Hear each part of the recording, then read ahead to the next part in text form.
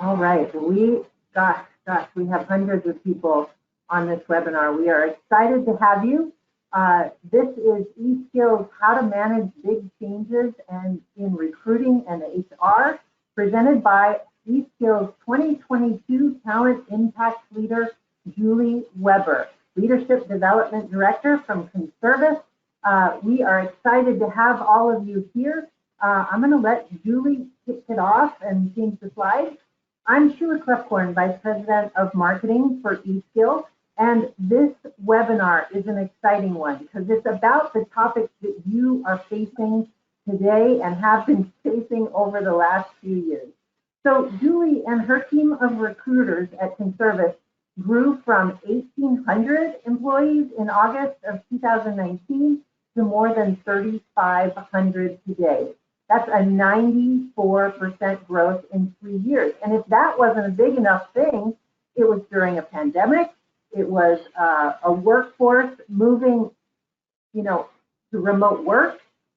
She had a change in CEO and other executive leadership, and she had a wide variety of human resources and technical challenges. So some of you may be able to relate to some of what Juli and her team went through. But she's going to tell you a little bit about that story. It's truly inspiring, and she has some amazing words of wisdom for you. So you are in the right place. Next slide.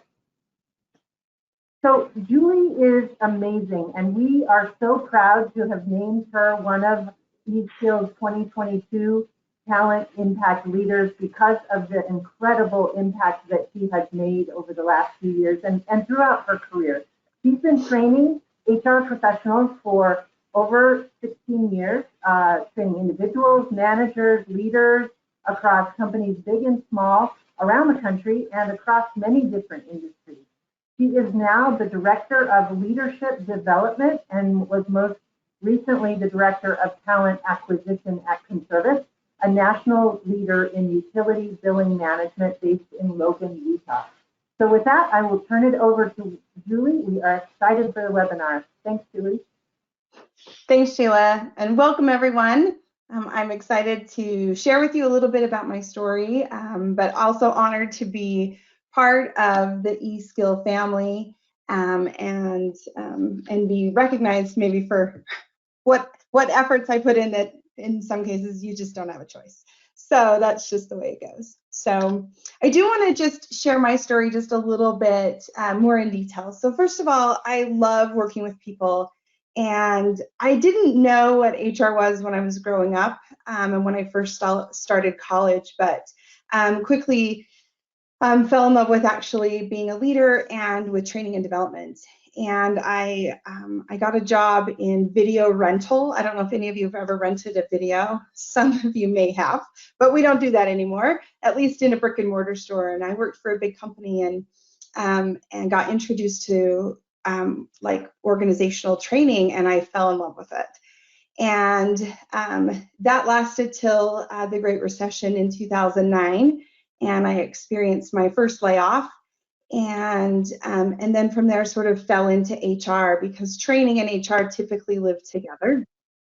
And just continued to grow. I got a master's degree in instructional technology and learning sciences. I got my PHR, which is an HR certification, and then just continued to work. Along that journey, though, I got laid off 3 additional times, and so I suffer from a little PTSD when it comes to security at work, and so I have learned to watch for signs and signals and then really put in my all to make sure that the organization is successful and that I'm successful as well, right, and my team. So and I don't tell you that for empathy, just to give you some framework from sort of where I come from. And it's been super crazy. My work history typically has had an HR element as well as a training or a learning and development element. My role at CONSERVICE when I got recruited over was the first time that I held a role that was just HR specific and it was recruiting specific. Just to introduce you a little bit to CONSERVICE, we are a third-party utility billing company, which is kind of crazy and not very common. We're the leader in the industry in the multifamily market.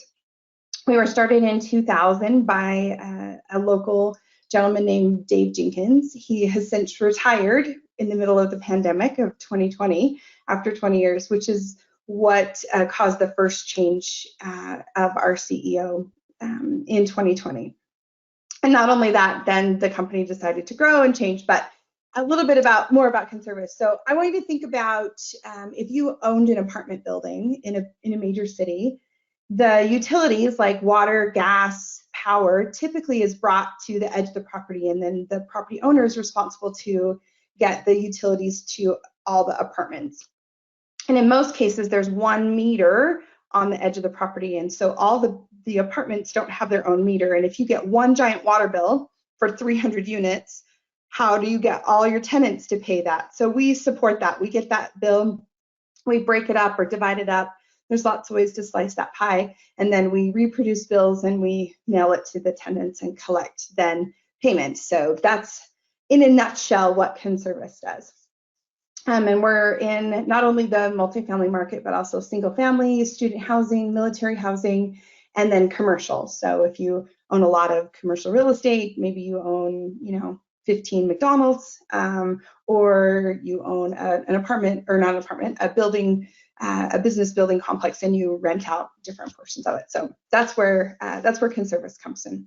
But we have grown, 3,500 employees over the last couple of years has been a lot of crazy. We did decide to outsource outside the country a couple entry-level positions that we were really struggling to find, so that we could keep our employee base for some of the higher level positions that we hire for. Another unique thing about CONSERVICE is that most of our positions don't require a formal education, and it's not something common that someone would have work experience somewhere else that they could bring to CONSERVICE. Like you don't process bills somewhere else, and medical billing is not even quite the same. So it's a little different. And so we, as things got really crazy, the end of 2020 and into 2021, which I think was just an explosive year for us, we really had to hone in on how we were actually looking at applicants and what we were doing. And that's where eSkill came in to be such a valued partner. When we went remote, which prior to COVID and March of 2020, we didn't let anyone work remote. Everyone worked in an office, and we had an amazing culture inside the office. And for people to pick up and literally we watched people like put their computers, which were all towers, by the way, no one had a laptop, and their screens, their monitors on their office chairs, and wheel them out to their cars in the parking lot. It was just so crazy. But since we weren't interviewing in the office anymore, and we, again, because of the uniqueness of our skill set that we required, we needed people with computer skills, but they didn't necessarily have to have a degree, or there wasn't really a whole lot of transferable experience. eSkill was such a beautiful partner right at the very beginning of that to move our assessment online and be able to give that to anybody anywhere. And how we recruited really shifted. We started recruiting across the state, and then in Utah, but we had an office in Idaho, and we had an office in Georgia, and so we started expanding those areas. Then we started expanding even more, and at the peak of 2021, we were hiring in almost all 50 states, which really changes the landscape.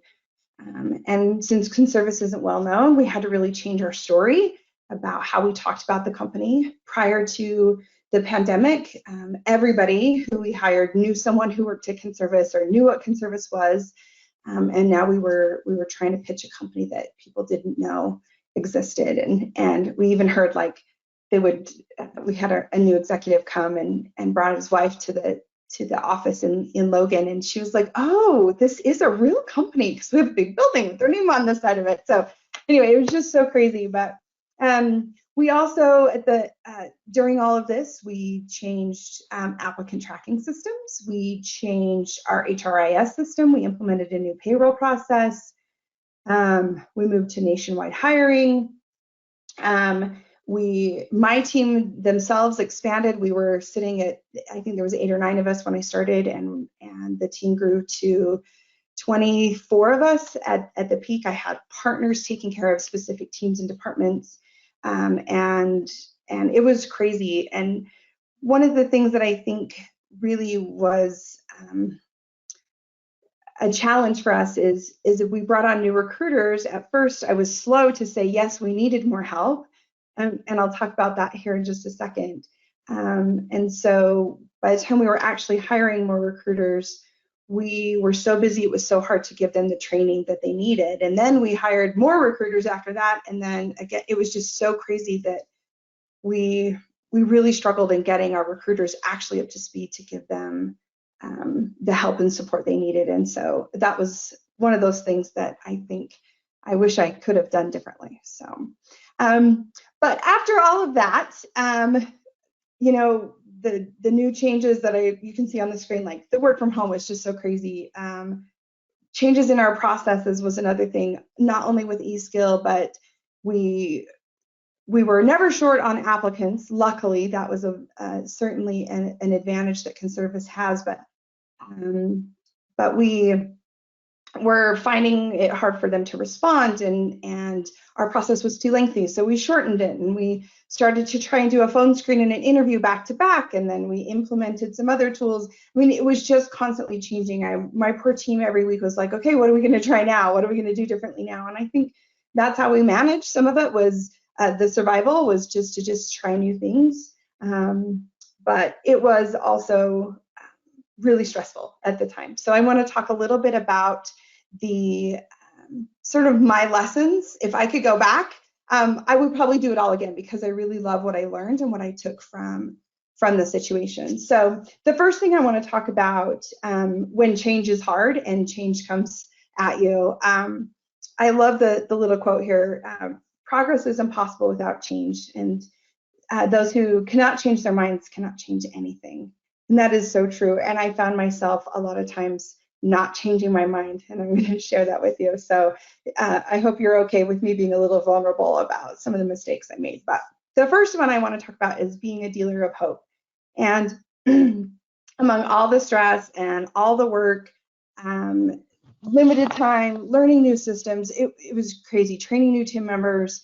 Not only were our leaders stressed out, but so were our employees, and we just can't forget about them, as our role is to help them. That has to be something we keep at the forefront of our mind, is making sure that our team members, that we're looking out for them. So if our rhetoric as a leader is constantly, oh, go, go, go, or, oh, this is so hard, I don't know if we're going to make it, or here comes more change, right? It becomes negative, negative, negative. We have to consciously create a space where we can, like, we have to prevent burnout, right? Where neglect and burnout, well, when we're all negative, that's what happens, right? We create a space where neglect and burnout starts to live, and we have to be conscious that we are giving enough structure and direction and guidance in the workplace with our teams. And when change is constant, burnout is highly likely in the situation, or at least negativity, and people get discouraged. So my team members began to get really overwhelmed, and inadvertently found themselves in this state of learned helplessness. Is the beginning of burnout, and they feel incapable, and they get discouraged, and then it's like, oh, I can't make any changes, and I can't get any better, and so and it just feeds on itself, and we get this negative outcome. And so as a leader, our job is to get them to stop that mindset and help them ask for things they need, focus on the big picture, and then start to move through some of the little wins that you can find, right? That low-hanging fruit you grab and help them and see that. Positive talk is also super beneficial. Being encouraging, and most importantly, being kind, goes a long way when everyone is in this state of chaos and chaotic times, and change for sure. The second lesson that I learned is about building emotional resilience. And emotions are really complex. And I'm just going to say, give yourself permission to feel all the things. That's okay. Change usually brings worry and fear, but it also can bring feelings of excitement and definitely curiosity. As we got a new CEO, a new COO, and then a new CHRO, so that means my boss changed, my leadership structure changed just immediately over me. I felt all those things. And it was so crazy. I wasn't sure what was really going on, and I was trying to label how I was feeling, and I just couldn't pinpoint it. It was so weird. I think one minute I was crying, and the other minute I was like, this is going to be great, I can't wait. And I had a conversation with my leader at this time. So there's been several changes, and they didn't all happen at once, luckily. But the last one, which was the change in leadership in HR, I was talking to my leader, and she really helped me realize that it was okay to feel all of these complex emotions. And she gave me some labels on how I was feeling that I didn't realize. And so it helped me understand what I was feeling, and it really gave me the permission I needed to go ahead and process what I was feeling. That's okay. I could be scared and excited at the same time, that was okay. And no one had ever said that to me. Although I did watch that, the DreamWorks movie with all the, I can't remember what it's called. Shouldn't you have to help me out, my brain, with all the emotions and the girl and they're running the, like the switchboard in her brain. I can't remember what it's called. Someone put it in chat or something, but anyway, but that's what happens, right? Our emotions become a little bit more mixed and complex, and that's okay. And when you're not sure what you're feeling, it's typically probably a couple things, and I hadn't ever thought to put two labels on how I was feeling. But because I did that, I was able to actually then help my team members and my employees process how they were feeling, that it's okay that there was this and that, but that helped me get to a pretty level state so that then I could be calm and coach and talk through some of the changes, and being, again, hopeful and being positive about the situation, the environment was critical. And so I continue to do that. Another piece of building emotional resilience is called, I saw a TED Talk by Daria Long, and she talks about triaging your stress, which, I thought was amazing. And this is just another tool to help you manage your emotions and the stress that comes from changes, is to triage both your emotional and your physical responses to situations. And when things are in constant chaos, we tend to react to everything that comes along, every change, whether it's big or small, whether it's super impactful or minor, with sort of the same response, that like it's panic mode. And it's easy to get into that state where it's like, oh, here's another change. Regardless, we're reacting like, right, someone's limbs are cut off, I guess. When in reality, we can take a page from the handbook of ER nurses and doctors and do a pretty quick assessment, and just ask yourself, is this a situation that I should respond to with a 10, or maybe just a 4, or somewhere in between, or maybe it's a 0?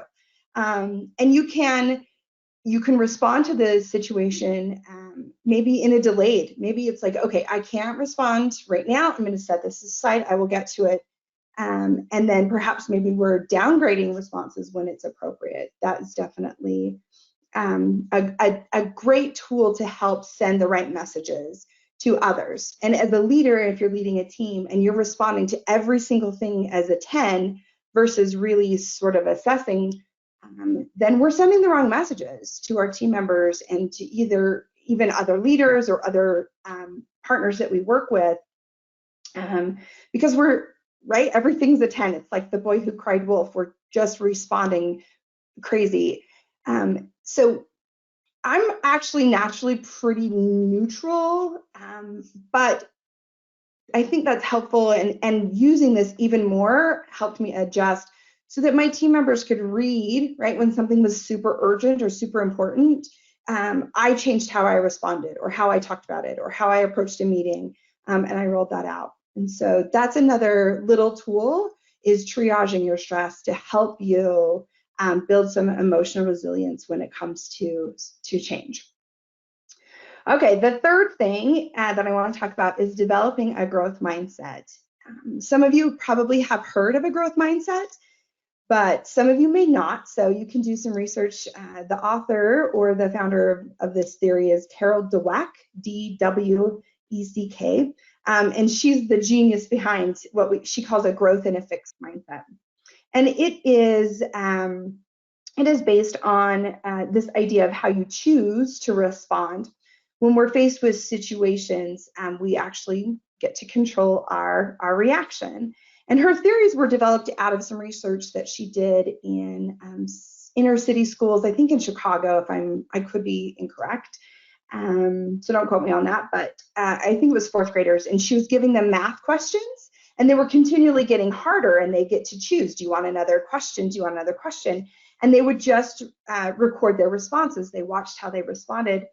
And as the math problems continually increased in difficulty, the children could choose, do you want another one? And some would say, nope, I'm going to give up. If I don't know it, I don't want to try. And others were saying, well, sure, I might as well try. I can give it some effort. As they recorded those responses, this idea came out of the research of this idea of yet, right? They just hadn't learned how to do it yet. And I love that that's been adopted and incorporated in a lot of schools, that they just haven't learned it yet. And I love that growth mindset. I have a friend who she started her own business about 1.5 years ago, and she's like, I don't understand computers, I don't get it. And I say to her, it's okay, you just haven't learned it yet. She hadn't had a need, and so I help her. But I've worked at a computer almost my whole career. So anyway, but a growth mindset is not about winning. It's not about being perfect or even getting it right. It's about trying. And with trying comes learning. And that's the best takeaway of all of this. And when you're in the throes of change, learning and being willing to learn is actually, I think, what's going to get us through change, is being open to this. And when things, there was a point when things were the craziest. Last summer, fall, I would say, of 2021, I think is when the peak, like we had 500 open recs and 23 recruiters working what felt like nonstop around the clock, trying to fill those roles. But we had new leaders, and I found myself in a very fixed mindset. I couldn't deliver what was being asked of me. And this wasn't just the recruiting. There was another element that was being asked. And I don't know, I dug in my heels, and I didn't even realize what I was doing. I was avoiding the task that was asked of me. It wasn't something I was comfortable with. I didn't necessarily have the skill set. And so I just kept doing the things that I was comfortable with, the things I knew how to do, the things that made me look good or that I felt comfortable in, that, I was successful at. And I was just flat out ignoring an opportunity to learn, to grow, to ask for help. And I sacrificed a lot. Unfortunately, I lost the trust of some really important leaders. And that was, it's been a process overcoming. Granted, I'm still at CONSERVICE, and I've actually shifted roles, which is great. I love being over development, leadership and development, which almost feels more like my wheelhouse than recruiting did, but what a challenge that was. So that leads me to my next lessons learned about self-advocacy is never a bad thing. And that's one thing I wish I had done, was ask for help. That I was so afraid of looking wrong or looking incompetent. And I would encourage you, if you find yourself in a situation where change is overwhelming, or you've been asked to do something that you don't know how to do, that you just say, I need help. Don't be afraid to ask for the things that you need. Whether that's tools, time, more support, more team members, there's a lot of different things, but being honest with yourself and with others about what you need actually helps realign their expectations of what you can deliver.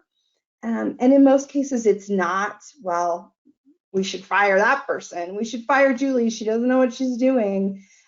She can't do one little piece. That's not how most people operate.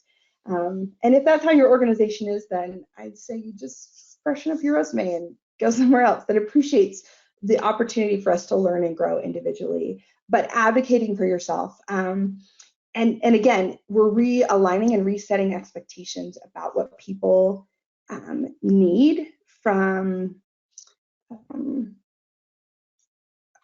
holy cow, my computer may be resetting right now. I hope it doesn't. Sorry. That was weird. Okay. You're resetting expectations. And if we're constantly ignoring or pushing back, or not addressing what needs to happen, including taking care of ourselves, then we're misguiding them. They're thinking you're doing it, or they're thinking you're fine and that you're capable and able, when in fact you're not. So, but it's just a matter of, don't be afraid to ask for what you need. We all deserve that. So the last thing I want to talk about is managing the tactical, which may be why some of you are here. But I learned over time that I was not utilizing our resources enough. Okay, anyway, okay, so managing the tactical. So this is something that looking back in all the craziness, which it sounds like Sheila was giving you even more of the crazy of the last couple of years at CONSERVICE, but I did not overutilize my resources. I wish that I had.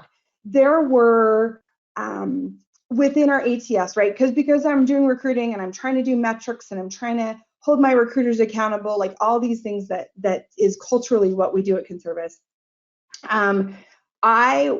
I needed to use my tactical tools better,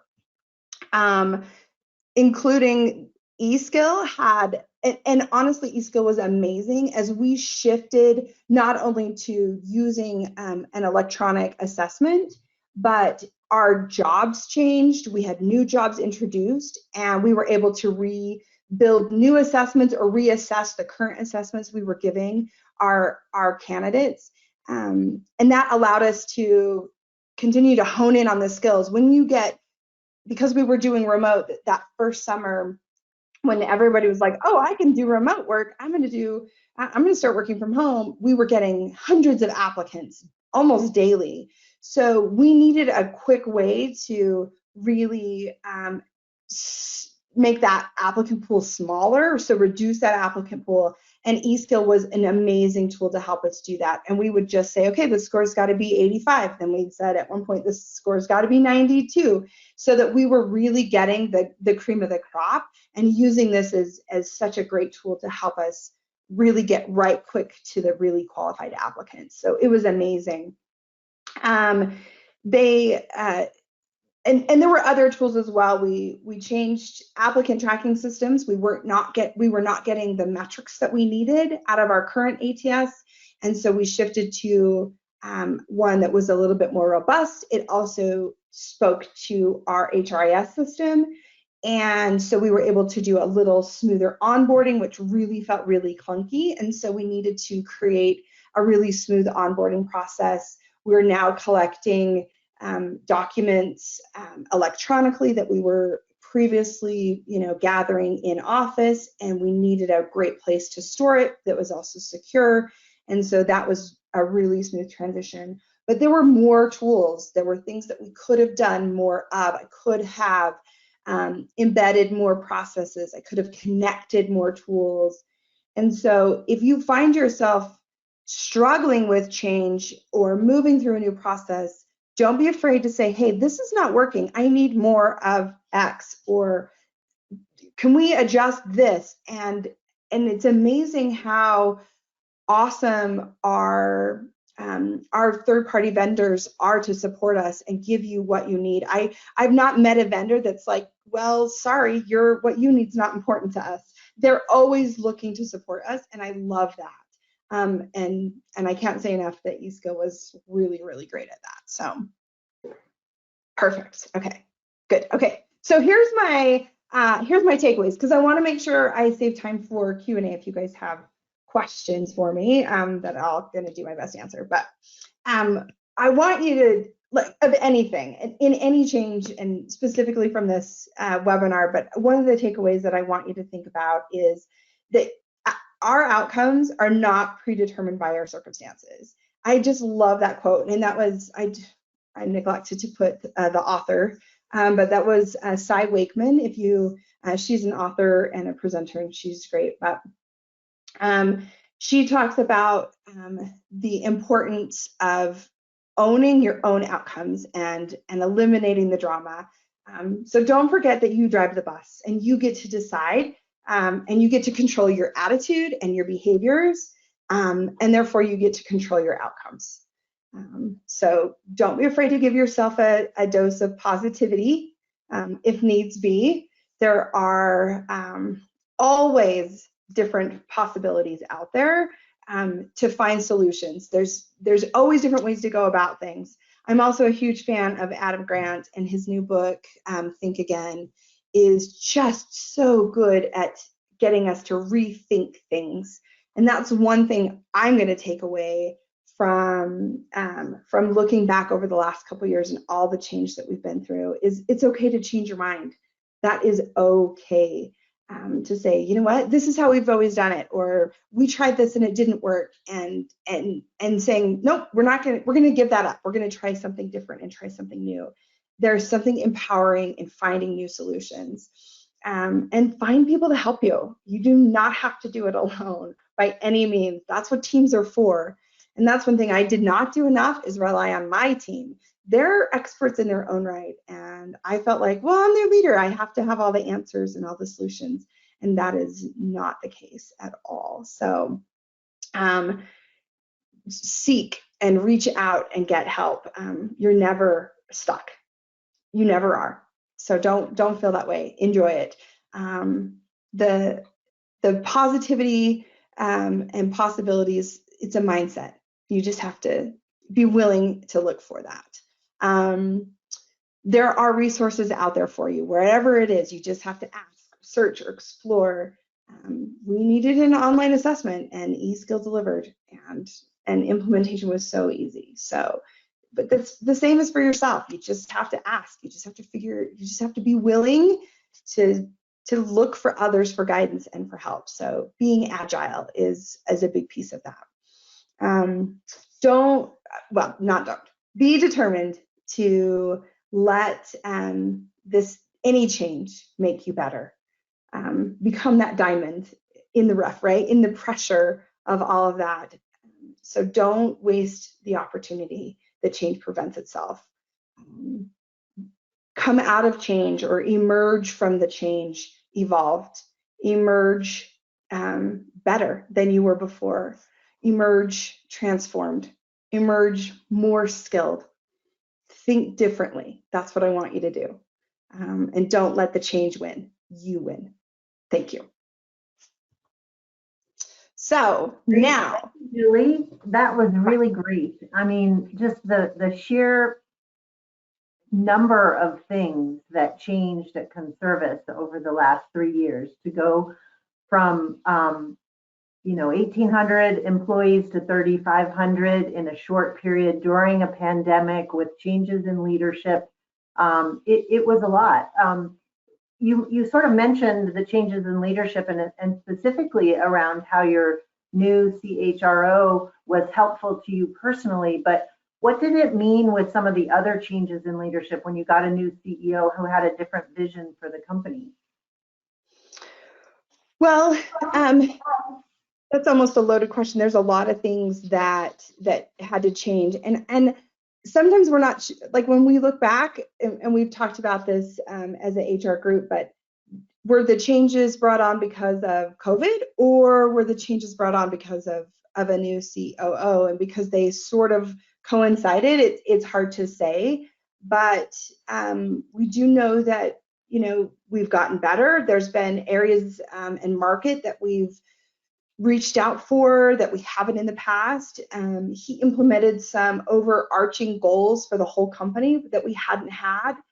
And so we're challenged with saying, okay, how does my daily work and how does my work as a team or as a leader affect and influence those goals, which I think is really great. I love that that model of roll-up goals, right? Everything I do affects our clients and our customers because I'm hiring or I'm training our leaders that then work with the people who touch our customers, right? So there's this roll-up effect, and we're trying to increase our NPS score, which is always a challenge, both our employee and our customer NPS score. So, but I love that there's a goal that we're all working toward as an organization, something we hadn't had before. One really big change, I think, has been dress code.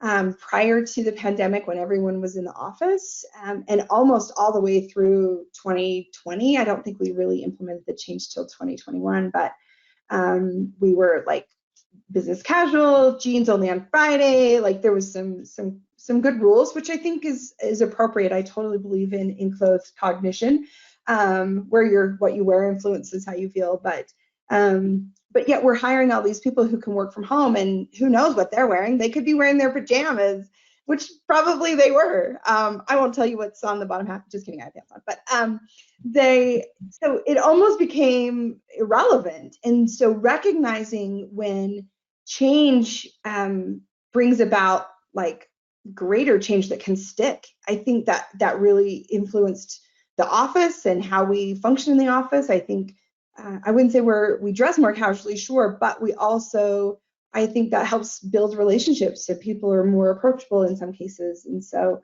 and it created a fairness. So changing policy is sometimes an outcome of changes like that. So we've had to shift and adjust to some of that as well. So. Thank you. We have a question from Jerona. How long is your recruiting process, and can you tell us more about how it changed? Sure. So we were hiring from applicant to offer.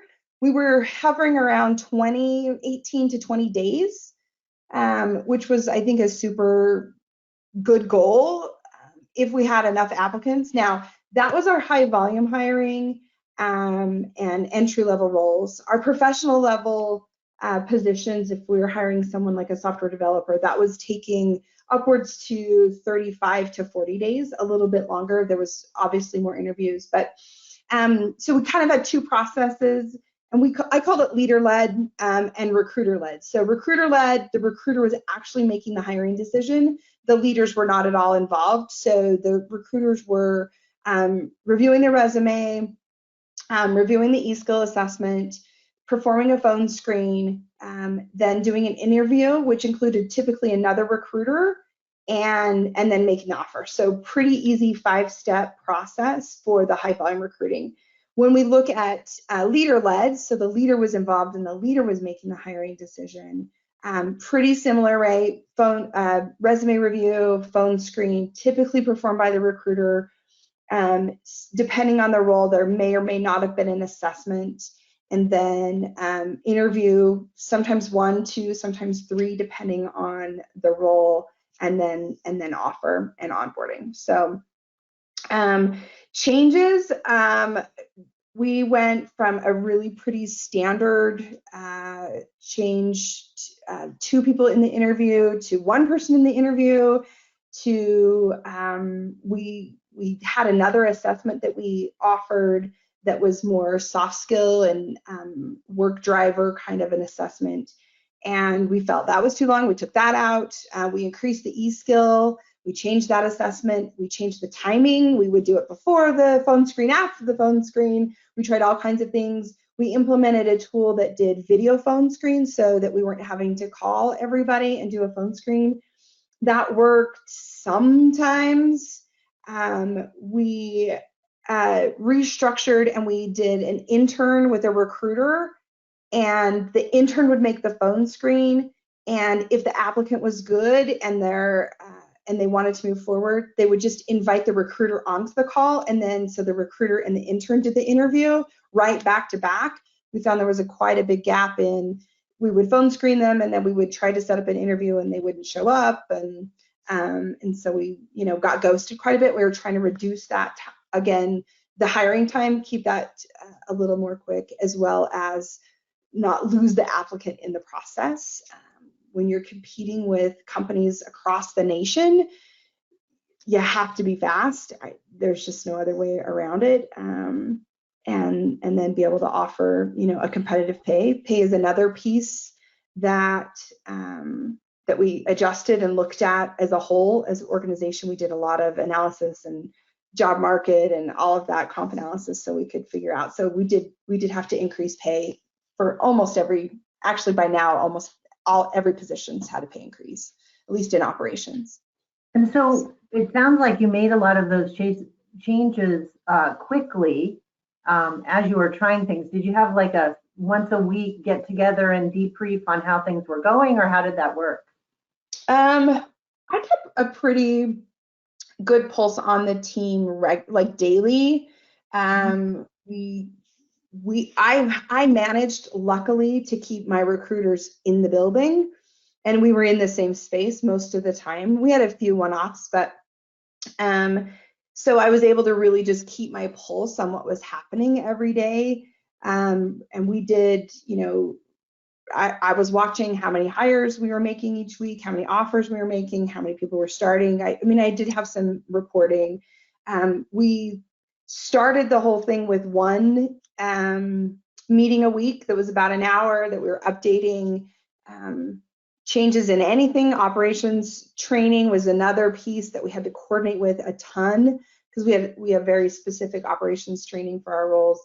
And so that meeting soon got filled to the brim with like all the tactical things we needed to adjust, and a lot of times weekly, like, do this, don't add this, here's a new question, like and we were constantly assessing everything, the interview questions, the ESCO questions, like it was just crazy.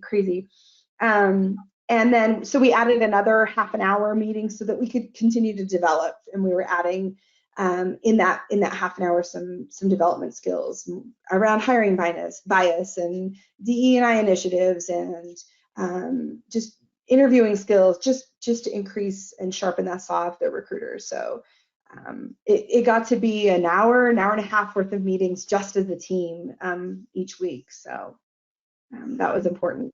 And then updating our leaders. We would meet with our operations leaders every week as well. The recruiter, their HR business partner, and then the leaders, and report. So great. There's some more questions here. Let me see if I can pull them up. They got all kind of collapsed. Hold on just a second. Hopefully I answered the question that was asked about the recruiting process. What ATS are you currently using from Tony? Good question. So we are currently using recruiting management.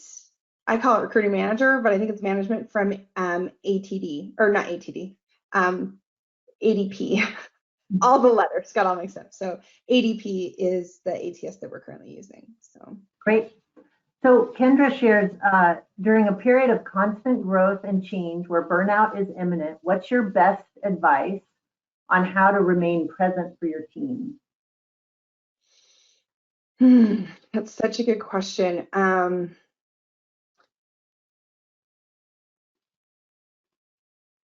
I think when I look back and I think about when I was like so stressed, I know there were times I was not there for my team, and I have a good friend at work who's like, I call her my work wife. she's not, but you spend a lot of time, right, with the people that you work with. And through the pandemic, at least the first year of 2020, she and I stayed in the office with a few others, but so we're pretty close, and I literally just needed her to be my mentor, and I needed her to help me and talk me through, and I would have to sort of just pep talk myself and be like, look, this is not all about you, and it's not about me, it's about everybody else. There are bigger people. I remember at one point I had a sticky note on my screen that said, good ideas can come from anywhere, not just yourself. Right. So like listen and be open to the suggestions of others. And that helps me reframe and get back in this leader mindset that it's not about me. It's about my whole team. It's about the whole organization. And I need to be that example. And so there was just some little things that would help me just kind of kick back in.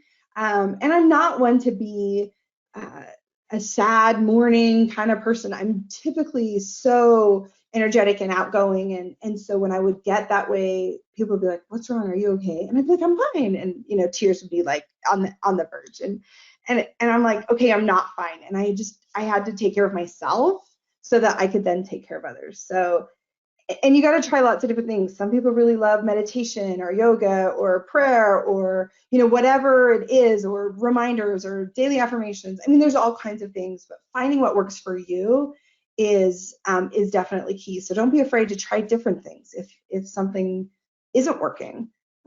Such great feedback. And I've read research that shows that if you have a work buddy, you are more likely to be happy at work. So, and that's true at any level of the organization. Having that work buddy or that work mentor or somebody to just process with is so valuable. Pat Humphreys says, were all of your recruiters in the office? What positions were working remotely, and how did you handle that? So most of my recruiters were in the office. I did have a few, like my technical recruiter that supported our product dev and IT teams. She was remote, but she was close. So if I needed her to be in the office for certain things, she could come in. It's interesting. She's a little chatterbox, and she was way more productive at home. And I was like, you just stay home. But we've offered flexibility. So I do have, there are a few recruiters that work in the office a few days a week and then work at home a few days a week. And typically when your leaders that you're supporting are remote as well, or the applicants that you're serving, or the candidates, if they're remote, it doesn't necessarily matter if you're in the office or not. I chose to be in the office just because there was not a space at my house when COVID hit. The rest of my family was home, and I was like, I'm out. I'm going to the office.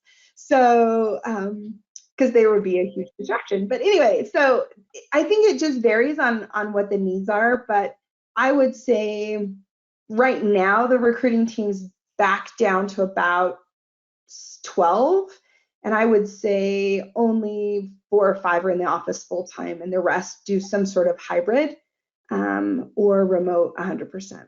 So it's a mix. So how do you specifically use eSkill today, and how are you planning to use it in the future? Good question. So we do use eSkill still for our assessment for all of our entry-level positions. And we have 5 levels. We've categorized them 1 through 5. Level 4 and 5 actually take 2 assessments. Not only is it a computer skills based, but then there's also a critical thinking one that has some like assess the email and things like that. And in my new role over leadership development, we've had an old structure that I've broken down and I'm rebuilding with new competencies. And I'm excited to use eSkill as part of my gap analysis and understanding where the skill set really lies, and so that I can supplement the right training and education to fill that skill set gap that eSkill is going to help me find. So I'm excited to get rolling with that. So that's great. Well, Julie, you have shared such a powerful story that so many people on this call can relate to. I can tell from all of the questions that many of you have either gone through something similar or are going through something similar now. So just sharing your powerful lessons learned is really great. Thank you for the time. eSkill is so proud to have you as one of our 2022 Talent Impact Leaders. I'm Sheila Clefcorn, Vice President of Marketing for eSkill. We will make this presentation available to you on our website in about a week. So go to the Learning Resources section of eSkill.com and you'll be able to access it, no problem, and share it with other team members and those people who you think it might help. We appreciate your time today. You've been amazing. Julie, really tremendous presentation. We so appreciate you. And everybody have a great day.